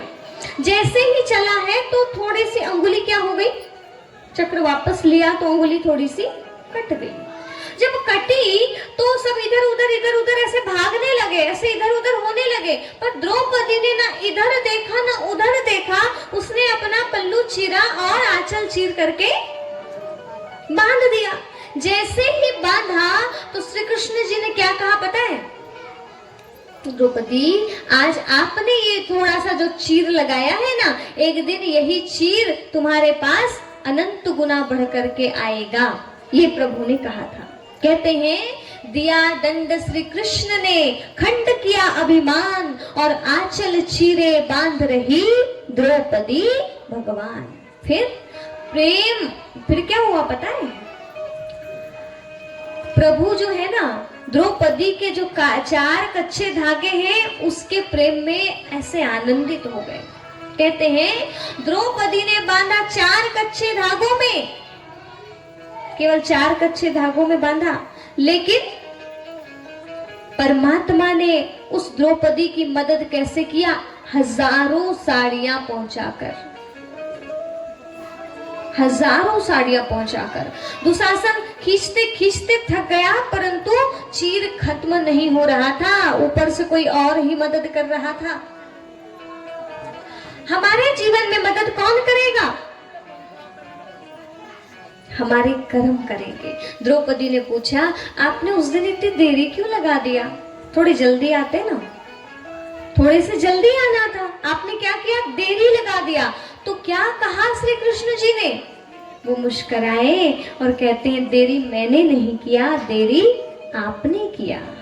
मैं तो तैयार था। जैसे मैं नीचे देख रहा था ना, ऐसे दिखाते हैं कि वो गोलोक धाम से ऐसे नीचे देख रहे थे, ऊपर नीचे दोनों का दृश्य दिखाता है। तो रुक्मणी जी कहती है कि आप इतने ज्यादा ऐसे विचलित क्यों हो रहे हैं? तो कहते हैं, आपको दिखाई नहीं दे रहा क्या हो रहा है? द्रौपदी की लाज खतरे में है। तो रुक्मणी जी कहती है, जाओ ना दौड़ के और मदद करो। तो कहते हैं, मैं क्या करूं, मैं तो कब से सोच रहा हूं जाऊं, पर ये बुला ही नहीं रही है। किसको बुला रही थी द्रौपदी? पितामह को, कहीं गुरु द्रोण के तरफ, कहीं पतियों के तरफ, ऐसे ऐसे ऐसे ऐसे कर रही थी।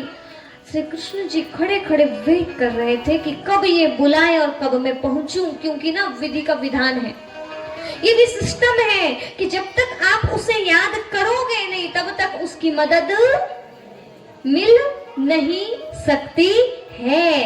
अब वो कहती, आपने लेट किया।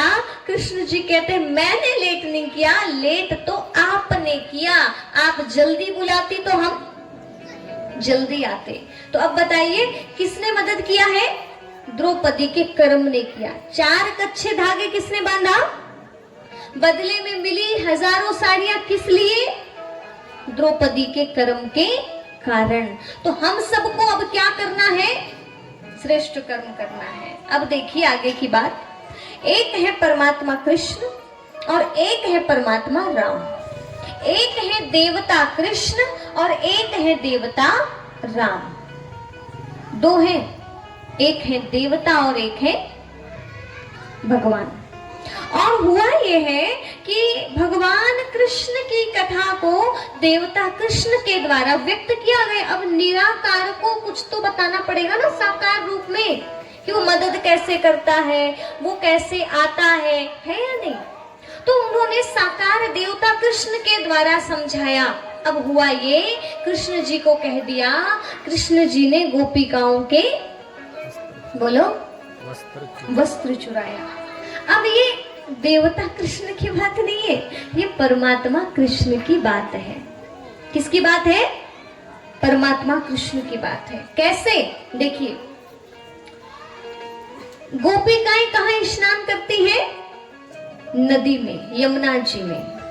और स्नान करते करते, है ना, कपड़े उन्होंने ऐसे दिखाया, पहले ही अलग करके रखा हुआ है, और कृष्ण जी ने वो कपड़े चुरा लिया और फिर कहते हैं यदि तुम मुझसे सच्चा प्रेम करती हो तो ऐसे ही सामने आ जाओ, क्या फर्क पड़ता है, ऐसे कह दिया। तो अब इस बात को सुन के लगता है क्या कृष्ण जी इतने ज्यादा ऐसे थे जो ऐसा दुष्कर्म करेंगे? ये तो बहुत बड़ा पाप है। पर नहीं, ये बात परमात्मा कृष्ण की है। गोपिकाएं कौन है? गो अर्थात इंद्रियां, पी अर्थात वश में कर लेना। जिस आत्मा ने अपनी इंद्रियों को वश में कर लिया है वही गोपिका है। और वो गोपिका जब ज्ञान स्नान करती है, स्थूल स्नान नहीं, कौन सा स्नान? ज्ञान स्नान। और जब ज्ञान स्नान करती है ना गोपी, तब ये होता है अपने शरीर रूपी कपड़े की सुध बुध भूल जाती है।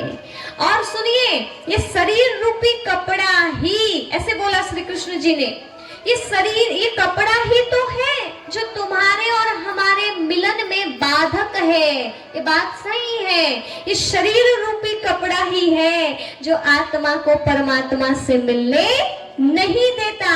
तो क्या कहते हैं पता है? यदि आप हमसे सच्चा प्रेम करते हो तो बिना वस्त्र के ही सामने आओ। मतलब यदि आप परमात्मा से सच्चा प्रेम करते हो तो देह का भान को छोड़ो वही, और बिना देह समझे स्वयं को विदेही आत्मा समझकर ईश्वर के करीब आओ। ये बात कही थी परमात्मा कृष्ण ने, और हमने क्या लाके रख दिया? वस्त्र चुराए, वस्त्र चुराए, वस्त्र चुराए, स्थूल वस्त्र चुराए कहा, स्थूल कपड़ा नहीं चुराया। देह रूपी कपड़े की सुध-बुध भूल गए। कैसे? अब आप ज्ञान सुन रहे हैं, सुनते सुनते भूल जाते हैं ना घर को, शरीर की तकलीफ को। शरीर रूपी कपड़ा भी कई बार याद नहीं रहता, कभी कभी तो बाह्य वस्त्र भी याद नहीं रहते कि आप क्या पहन के आए हो। आप अपने शरीर रूपी कपड़े की भी सुध-बुध भूल जाते हैं सुनते सुनते। और परमात्मा उससे हटा लेता है, कपड़े को चुरा लेता है, देह भान को अलग कर देता है ऐसे, और स्वयं की तरफ खींच लेता है। तो ऐसे उन्होंने देह रूपी कपड़ा को हटाया था। इसी को श्रीमद् भगवत गीता में समझाया। वासांस जीर्णानि यथा विहाय नवानि गृह्णाति नरोपराणि तथा शरीराणि विहाय जीर्णानि यानि शय्याति नवानि देहि। मतलब शरीर रूपी कपड़ा, ये वस्त्र क्या है? कपड़ा। शरीर क्या है? कपड़ा। परमात्मा ने स्थूल वस्त्र नहीं चुराए, क्या चुराए हैं? चुराना मतलब इधर के भान को हटा देना, देह के भान से हटाकर आत्म भान में स्थित कर लेना। तो चलिए अब अपने भी हम सभी देह के भान को हटाते हैं। जब तक देह का भान नहीं हटाएंगे, ज्ञान स्वरूप नहीं बनेंगे, अपने आप को परमात्मा के प्रेम में लीन नहीं करेंगे, तब तक राम जी हमारे बीच में बोलो नहीं आ पाएंगे। तो अभी राम जी भी आने वाले हैं ना, उसके पहले हम सभी साधना कर लेते हैं, थोड़ी देर के लिए मेडिटेशन करते हैं और अपने आप को फील करेंगे। ये हमारी शरीर एक झोपड़ी है, ठीक है, कुटिया। क्या है? हाँ, तो इस कुटिया में किसको बुलाना है? अपने दिल रूपी, दिल में किसको बिठाना है? कब आएंगे वो? जब हम इसको शुद्ध कर लेंगे। तो आओ प्रेम से हम सभी ईश्वर को बुलाते हैं, आह्वान करते हैं और ध्यानस्थ अवस्था में बैठते हैं। अपने मन और बुद्धि को चारों तरफ से समेट लीजिए।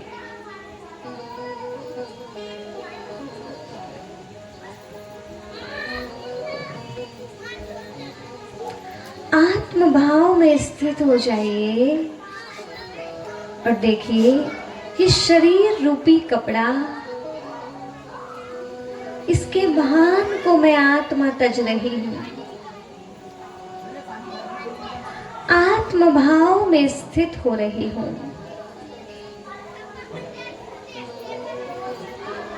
ये एक देह झोपड़ी की तरह है, कुटिया की तरह है।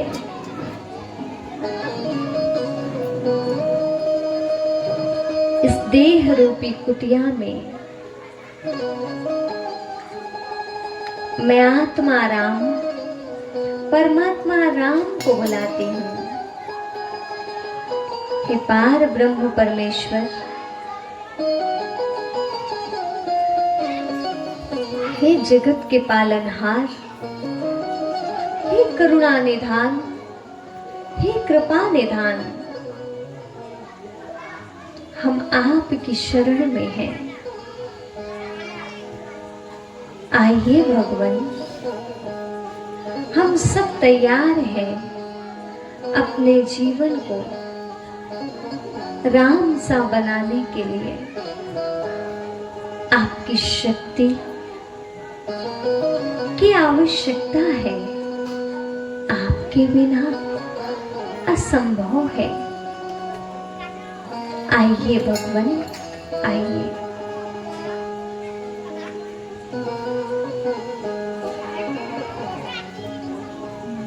झोपड़ी के भाग आज खुल जाएंगे, राम आएंगे, राम आएंगे, आएंगे, राम आएंगे, राम आएंगे, आएंगे, राम आएंगे। मेरी झोपड़ी के भाग आज खुल जाएंगे, राम आएंगे।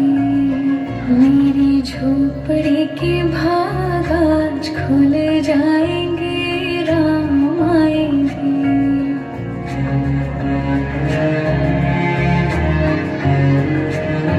देखिए स्वयं राम आ रहे हैं हमारे हृदय में। आएंगे तो अंगना सजाऊंगी, दीप जला के दिवाली मैं मनाऊंगी। राम आएंगे तो अंगना सजाऊंगी, दीप जला के दिवाली मैं मनाऊंगी। मेरे जन्मों के सारे पाप मिट जाएंगे, राम आएंगे। मेरी झोपड़ी के भाग आज खुल जाएंगे, राम आएंगे।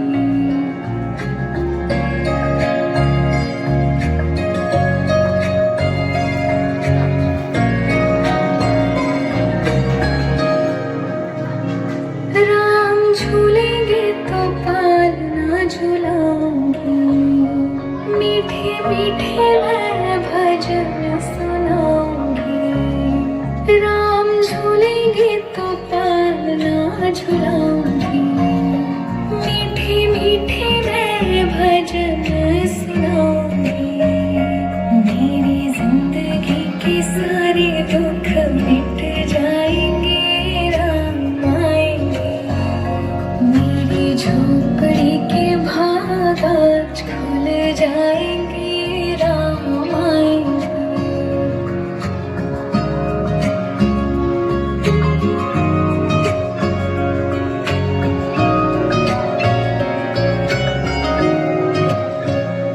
मैं तो रुचि रुचि भोग लगाऊंगी, माखन मिश्री मैं राम को खिलाऊंगी। हो मैं तो रुचि रुचि भोग लगाऊंगी, माखन मिश्री मैं राम को खिलाऊंगी। प्यारी प्यारी राधे प्यारे श्याम संग आएंगे, राम आएंगे, राम आएंगे, आएंगे, राम आएंगे, राम आएंगे, आएंगे, राम आएंगे। मेरी झोपड़ी के भाग आज खुल जाएंगे, राम आएंगे। मेरी झोपड़ी के भाग आज खुल जाएंगे, राम आएंगे।